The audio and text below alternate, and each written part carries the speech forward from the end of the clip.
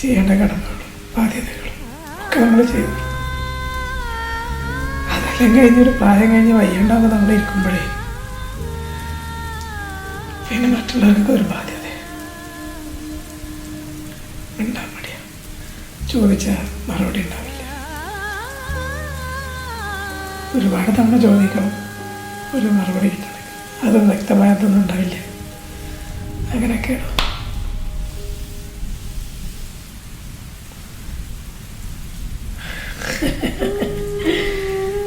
നോട്ടം മാത്രമേ ഉള്ളൂ. ഒന്ന് നമ്മൾ പറയുന്നില്ല, ഒന്നും മിണ്ടുന്നില്ല.